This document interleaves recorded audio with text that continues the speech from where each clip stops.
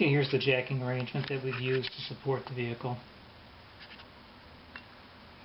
So I was getting some clicking from the left front of the Caravan here, this 2000 Caravan. And when I lifted it up to take a look here, took the wheel off, jacked it up, supported it. See that this tie rod end is bad, it's worn out. So we're going to take it off and replace it. Now the tie rod end is an alignment part. And the alignment is done by turning this knurled shaft on here after you loosen the nut. So when you do this repair, if you want to get it, it's going to need an alignment afterwards regardless, but to keep it in the same relative position, it's not a bad idea to paint this threads on here. So you can turn the replacement part in and it'll be very close. It's not a difficult job, but the problem with it is going to be removing the old one. And on this one there's a nut, and there's also a hex part to a stud in the middle here that you hold on to while you turn the nut. I'm letting it soak a little while with penetrant on it to give it a shot. I'll give it one shot. Once this is out, then we can turn it off of this adjustment shaft here. So while we hold this with our 11/32 socket, we'll attempt to turn off the nut itself, 18mm on there.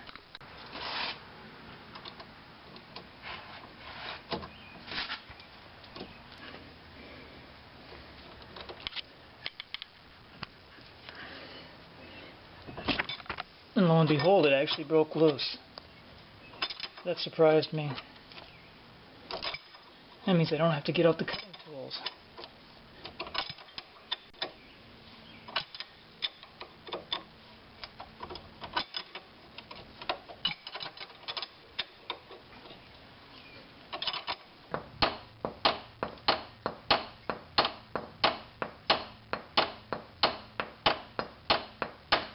And there it is.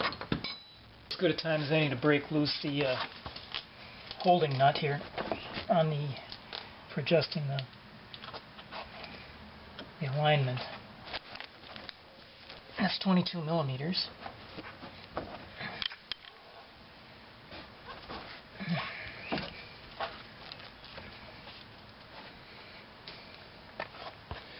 Let's try a little hammer taparoonie here.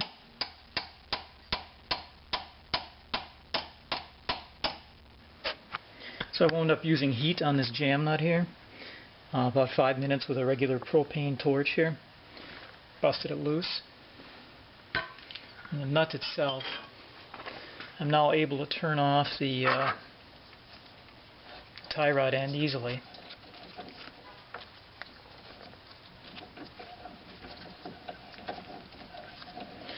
The nut though has been through a lot, so I'm going to replace it. Not sure how hard or easy it's going to be to get it out. In fact, before we take it too much further, let's see if we can turn this off.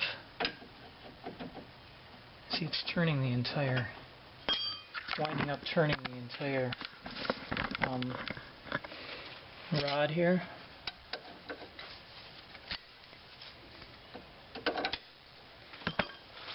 I'm going to get it while it's still nice and hot. See if we can turn it off.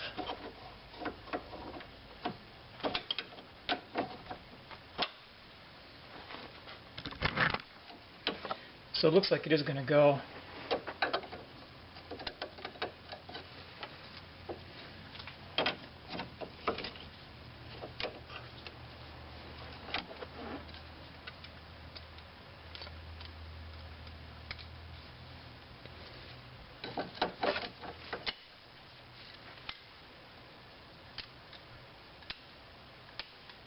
I can't believe a nut like this would give me this much trouble.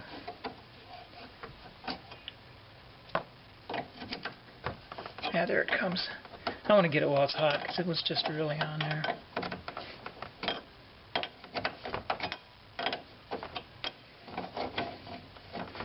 So I'm going to find another one of these. Clean these threads up really good. Don't want to make a mistake of touching this nut right now because it's still very, very hot.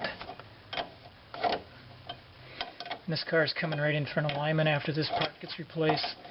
So I just want to get it back together so I can get that done.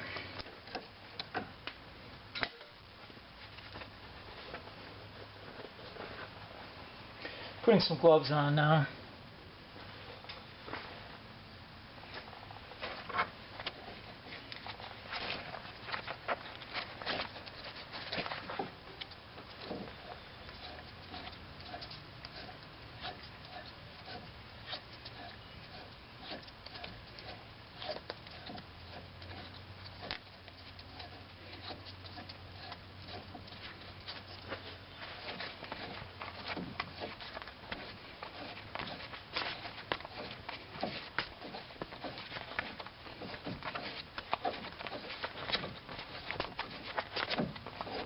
There's a lot of thread on there, and there it is. Now we're able to turn off the nut as well. It's piping hot. So we'll continue to turn this nut off. We'll find another one. Okay, we've got the old one off. We got a new nut, since I had to heat that one up and I damaged it a little bit. Decided to spend the $1.30 and get a new one. 14 millimeter by 1.5. The thread pitch is 1.5. So now with our parts, replacement parts, and this one came with a new cup. So just slip the cup on. Also has a grease fitting on it. This one did. The original didn't. So I'll put that in there now. We'll tighten it up later on. Anyway, now we'll just turn it in. We've got the nut to the approximate position here, the backing nut.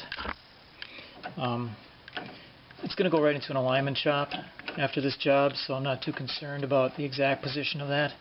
The paint I had put on there originally, because I had a great deal of difficulty getting the old backing nut off, it came off. So I've gone by just the appearance of the threads, because you can kind of tell where that nut was to start with. And I've added just a little lubricant on these too. So, again, the cap, the cup I should call it. I'll slip it into the steering knuckle. Let's go in one more turn.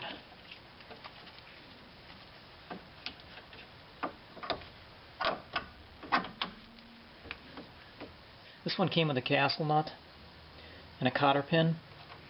So we'll use a castle nut. Again, 18 millimeter.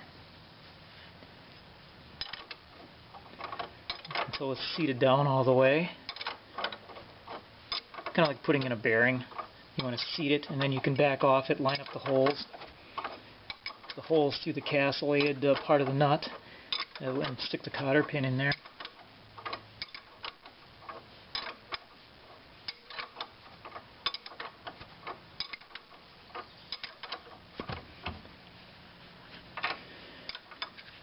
So I'm just giving this a good amount of torque to seat it all the way. And once it's seated, it's going to stay there, even though you have to back it out a little bit. Let's look at our alignment holes. I've got an alignment hole lined up right there, so that should be fine. We'll stick the cotter pin in there and splay the ends of it.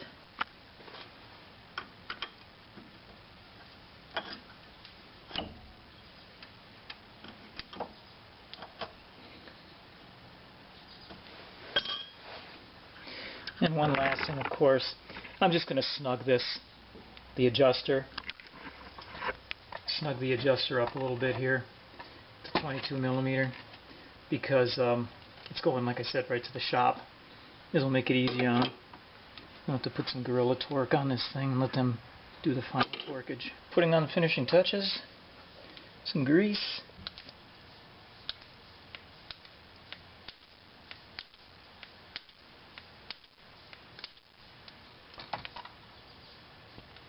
Alright, it started coming out. You can see the grease is starting to come out here, so we filled that cup up, which is the idea. Okay, we're all set. It's all done now, except for the trip to the alignment shop to get the front end alignment done. Thanks for watching this video on changing out the outer tie rod end on a 2000 Dodge Caravan.